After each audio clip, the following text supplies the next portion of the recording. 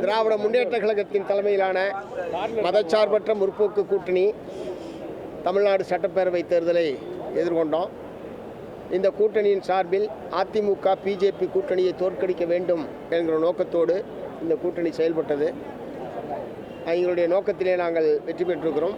BJP AIADMK கூட்டணி என்பது தோற்கடிக்கப்பட்டிருக்கிறது. குறிப்பாக பிஜேபி 27 இடங்களில் போட்டியிட்டு ஒரே ஒரு இடத்தில் மட்டும்தான் வெற்றி பெற்றிருக்கிறது என்கிற முறையில் பிஜேபியை தமிழ்நாட்டு மக்கள் முற்றிலும் நிராகரித்திருக்கிறார்கள் என்பதை முதல்ல நான் சொல்ல விரும்புகிறேன்.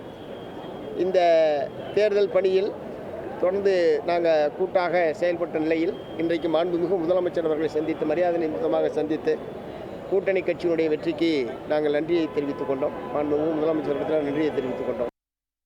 இந்திய கம்யூனிஸ்ட் கட்சி, இடதுசாரிகள் அனைவருக்குமே பிஜேபி என்கிற வகுப்புவாத சக்தி ஜனநாயகத்தின் முதல் எதிரி. அரசியல் கட்சிகள் தோற்கலாம், வெற்றி பெறலாம், ஜனநாயகம் தோற்றுவிடக்கூடாது. அந்த வகையில் பிஜேபி அதன் அணி தோற்கடிக்கப்பட வேண்டும் என்கிற எங்கள் அரசியல் நிலை வெற்றி பெற்றிருக்கிறது. அதை நாங்கள் பகிர்ந்து கொண்டோம். எது எப்படி இருந்தாலும் தமிழ்நாட்டில் ஜாதி மத சக்திகளுக்கும் வகுப்பாத சக்திகளுக்கும் இடமில்லை என்று மிக தெளிவாக சட்டப்பேரவை பொதுத் தேர்தல் முடிவுகள்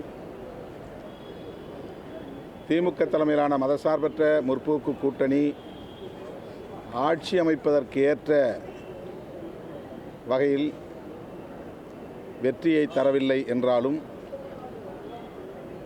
நாங்கள் முன்னெடுத்த முயற்சிக்கு வெற்றி கிடைத்திருக்கிறது, மாபெரும் வெற்றி கிடைத்திருக்கிறது. அதிமுக முதுகில் ஏறிக்கொண்டு பாஜக உள்ளிட்ட சங் பரிவார் சக்திகள் இங்கே கோலோச்ச திட்டமிட்டார்கள்.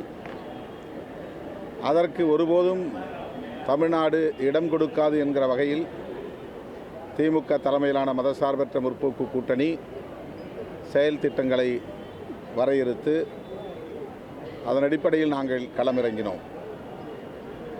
பாஜக அதிமுக தலைமையிலான இந்த கூட்டணியை வீழ்த்துவதையே முதன்மை இலக்காக கொண்டு நோக்கமாக கொண்டு நாங்கள் பரப்புரைகளை மேற்கொண்டோம், உத்திகளை வகுத்தோம். அதில் 100 விழுக்காடு வெற்றி பெற்றிருக்கிறோம் என்று பெருமைப்படுகிறோம், மகிழ்ச்சி அடைகிறோம்.